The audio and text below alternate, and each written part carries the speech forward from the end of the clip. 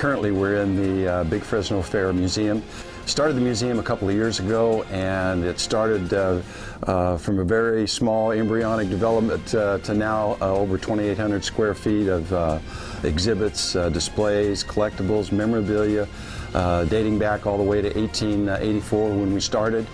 Well, in the fair industry, the Merrill Award is looked upon as the Oscar Award. That's the one that all fairs shoot for each and every year. And we're very fortunate this year and very blessed to have won the Merrill Award. This will be our third in the last 11 years. So when we enter a Merrill Award, people always want to see what we've entered because we only try to take the very, very best there, because you're competing against the very, very best throughout the United States. And the museum was showcased this year as the Merrill Award winner. Our previous winners was the Pirates in the Park, and that was an exhibit that received national acclaim because it was unique and different and very creative and open and free for the kids and the public. And probably the second Merrill Award meant the most to me for our community, because we work very closely with our community each year, is our food drive. And we still hold the single largest day collection of food, and we continue that each and every year. But that year it meant a lot to us because with the drought, the unemployment, we really needed that extra food, as we do need it now because we're back in the drought again. We added a big component to the museum this year, and it's right behind me is our salute to California Chrome. California Chrome is the first ever horse that's born, bred, and fed to win the Kentucky Derby. And thanks to Harris Farms and the good people that own California Chrome, we were able to get a lot of their memorabilia of that horse and actually put it in our museum. We had a salute to California Chrome Day this year at our fair.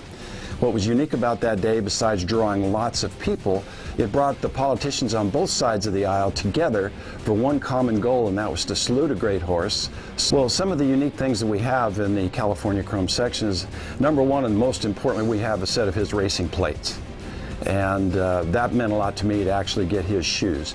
We went to the jockey and we were able to get his silks, and he's autographed the silks, the helmet.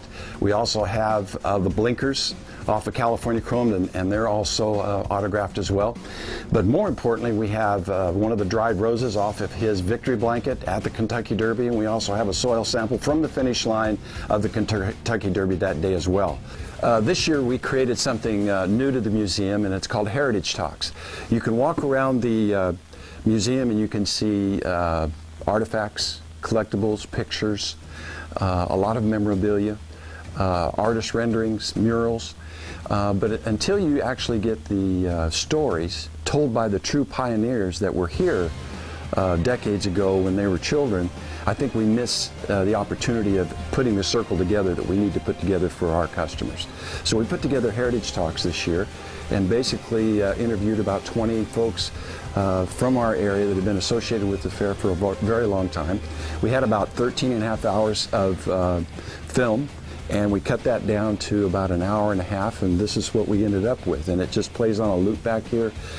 Friends and family members of these individuals come in and listen to the stories. You can listen to the old stories that these folks have put forth, and you learn a lot about the fair. Wasn't really a racing horse guy, but he liked horses, and so we came in, and I was just a little kid, but I remember sitting in the grandstands, and we weren't even betting, but we'd pick out, and he and I would pick out, it was kind of like a game, and I think we picked the winners of like 3 races in a row. So it's probably the last 3 winners I've ever had.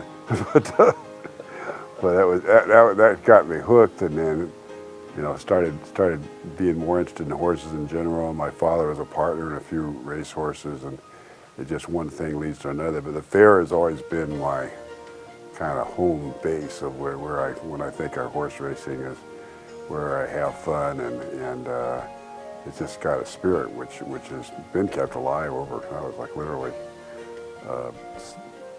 almost like 60 years or 65 years ago. Well, this is a new area that we're going to add on to our museum this year. We've got 2,800 square feet in the existing building for the Big Fresno Fair Museum.